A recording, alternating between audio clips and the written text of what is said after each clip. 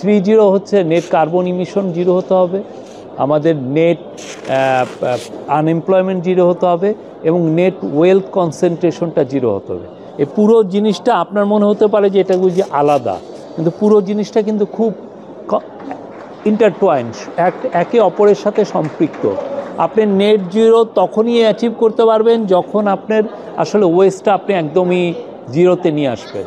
সবচেয়ে important observation হচ্ছে যে উনি মনে করছেন যে এই যে প্রতি বছর যে এই যে ক্লাইমেটে যে নেগোসিয়েশন হয়, উনি বলছেন এটা ঠিক না, এক ধরনের একটা হিউমিলিয়েটিং এবং একটা টাইম ওয়েস্টিং, মানে এক ধরনের ওয়েস্টিংও হয়, হিউমিলিয়েশনের বিষয়। আমি এখানে আসছি, আমি তার সাথে দিন দরবার করছি টাকা পয়সায়, কিন্তু আমরা তো জানি ক্রাইমটা কারা করেছে।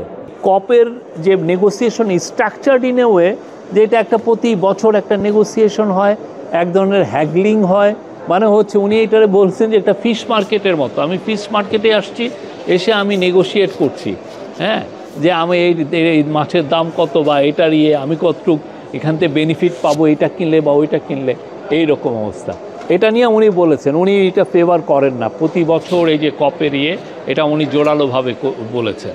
বাংলাদেশের এনভায়রনমেন্ট নিয়ে উনি বলেন যে বাংলাদেশের ক্লাইমেট ক্রাইসিস অনেকাংশেই বা আমাদের ফসিল ফুয়েল অনেকাংশেই আমরা কমিয়ে নিয়ে আসতে পারবো, এটার ইউজ রিনিউয়েবল এনার্জিতে সুইচ করতে পারবো যদি আমরা নেপালে যেই এনার্জিটা তৈরি হচ্ছে, ওদের তো হাইড্রো ইলেকট্রিসিটি আপনি জানেন, ওরা এমনও বলে যে 40,000 মেগাওয়াটের মতো হাইড্রো ইলেকট্রিসিটি ওরা জেনারেট করতে পারবে ওদের যে পাহাড়ি নদীরগুলো থেকে। তো ওই জায়গাটা যদি আমরা হারনেস করতে পারি, সবাই মিলে যদি একটা সাউথ এশিয়ান গ্রিড করা যায়, নেপাল, ভুটানেরও এইটা আছে, তাহলে যেটা হবে যে আমরা যারা লোয়ার রিপারিয়ানে আছি, আমরা ইন্ডিয়া সবাই বেনিফিটেড হব। উনি এটা বললেন যে আর্টিফিশিয়াল ইন্টেলিজেন্স মানে মানুষকে, হিউম্যান বিইংকে অবসোলিউটও করে ফেলতে পারে। তো এটার জন্য সেই ক্ষেত্রে আমাদের ইউথদের ভাবতে হবে।